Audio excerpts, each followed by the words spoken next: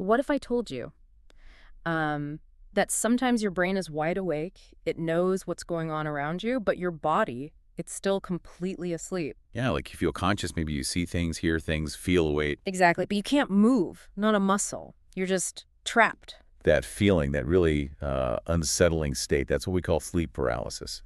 It's this weird, sometimes pretty terrifying zone people hit right between being asleep and awake.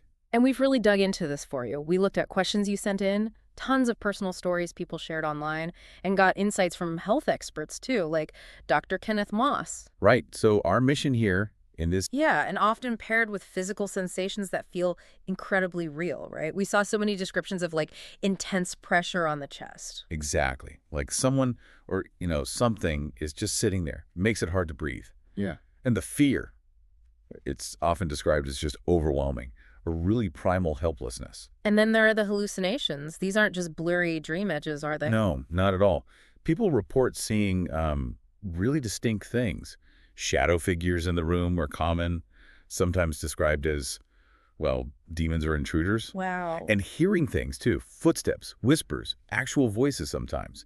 Even feeling a touch, like a hand on your arm, or just sensing a presence right there beside you. Someone online called it a lucid nightmare, which makes sense because your mind feels awake through this terrifying dreamlike stuff. Absolutely. And you can see why, historically, people jump to supernatural explanations, right? Hmm. Demons, spirits, the whole sleep paralysis demon idea. Though it was interesting, some people in the sources said they weren't scared. Some even found it kind of fascinating or just weird. Yeah, that variation's interesting. So, okay, let's switch gears. What's the science actually saying? How does this happen? Right, the biology behind it. It really comes down to REM sleep. Yeah. That's your main dreaming stage when your brain's super active. And during REM, your brain does something crucial.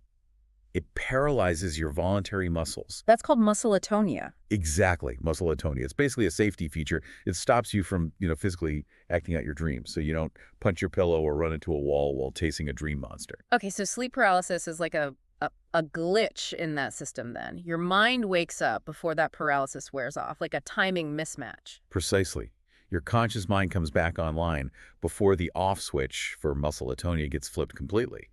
And health experts like Dr. Moss we mentioned, they emphasize this is generally pretty common. It's usually benign, not typically a sign of some serious underlying mental disorder. And it happens during those transition times, falling asleep or waking up. That's right. Most often when waking up, actually. It usually only lasts seconds to maybe a minute or two, but I bet it feels way longer when you're in it. Oh, I'm sure.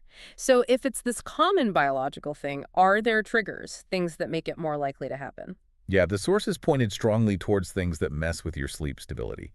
Anything that disrupts your normal sleep cycles makes those transitions between stages, well, less smooth. Increases the chance of that brain-body mismatch happening. Exactly. And the big culprits seem to be irregular sleep schedules and just plain old sleep deprivation, not getting enough sleep. Stress and anxiety are also big factors mentioned frequently. They mess with sleep, too. I did notice quite a few people online mentioning sleeping position, like specifically sleeping flat on their back. Yes, that came up a lot. Sleeping on the back seemed to be a common factor for many who experience it. Other things mentioned were taking naps, especially later in the day, and having caffeine too close to bedtime. Basically anything that can disrupt your natural sleep flow. Okay, so for anyone listening who's experienced this or knows someone who has, what can you actually do, both like in the moment and maybe to prevent it? Well, the most solid advice, both from experts and from people who found ways to cope, really centers on getting better sleep overall, improving your sleep hygiene. Which just means good sleep habits, right? Regular times, enough hours. Exactly.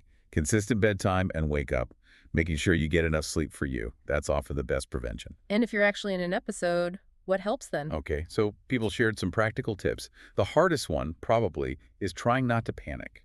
Reminding yourself it's temporary, it's not actually harmful. Easier said than done, I imagine. For sure. Many found that focusing really hard on trying to move just one small thing, like wiggling a finger or a toe, could help break the paralysis. Trying to make a sound, even a grunt, or just focusing on your breathing were other things mentioned. Any mental tricks? Yeah, things like actively telling yourself this isn't real, or trying to shift your thoughts to something calm. And interestingly, for some, focusing on their religious or spiritual beliefs gave them comfort or a feeling of control that helped them through it. And for prevention, beyond just general good sleep. Reducing stress where you can, making sure your bedroom is really set up for sleep, dark, quiet, cool. Uh-huh. Yeah, maybe paying attention to your sleeping position if you notice it happens more on your back.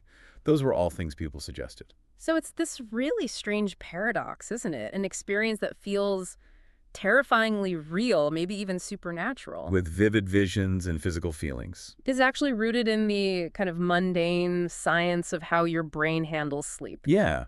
And just understanding that it's a common glitch, it's temporary, it's not dangerous, that alone can make it a lot less scary if it happens to you. Definitely. But given how real those hallucinations feel, how vivid that lucid nightmare state can be It does make you wonder. when it happens to you. Was it just a dream?